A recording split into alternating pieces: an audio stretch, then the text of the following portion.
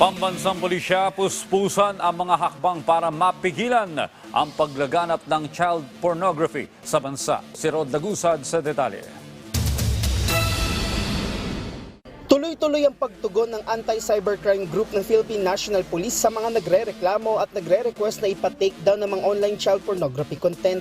Ayon kay Police Colonel J. Guillermo, hepe ng Cyber Response Unit ng PNP-ACG, nagsasagawa sila ng cyber patrolling at kapag may nakitang site na ganito, ay automatic yun, nire-report natin sa concerned platform like YouTube, Facebook, or any social media accounts, even porn site. Nang meron tayong nakita mga bata na ine-expose nila doon, we reported that not kailangang tanggalin nila. And then kung hindi talaga siya natatanggal, and we will be reporting that for the activation of the sites. nakikipag-ugnayan din sila sa National Telecommunications Commission para sa deactivation nito. Katuwang nila dito ang mga telco para sa mabilisang pag-block o pagharang sa mga site na may mga child pornography content.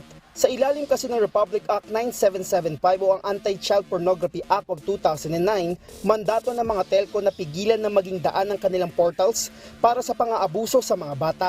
Sa datos ng Globe Telecom, halos kalahating milyong child pornography sites ang kanilang na-block noong 2023. Mas mataas ito ng 22% kumpara sa higit 400,000 na sites na kanilang na-block noong 2022. Ayon kay Guillermo, kasama sa dahilan ng pagtaas nito ay ang pagdami ng social media applications at pagdami rin ng gumagamit ng internet. Sa dami ng mga application na nagagamit sa ating mga mobile phones, sa ating internet, at kuminsan kasi ang, kumbaga, hindi man natin akalain ng ating mga magulang na kuminsan, yung mga anak natin ay pinapagamit ng ating mga gadget. Even if 5 years old, minsan meron tayong nakikita na 3 years old, na baby. Dagdag pa niya, kinakailangan na maging responsable ang mga magulang sa paggamit ng social media. Dahil may mga gumagamit ng picture na ina-upload sa mga online platform na maaaring abusuhin, gamit ang modernong teknolohiya tulad ng pag-edit o pagpapalit ng mukha nito. Samantala, tumaas din ang bilang ng na-disable ng Globe na URL na may lewd content nitong 2023 na umabot sa higit 480,000.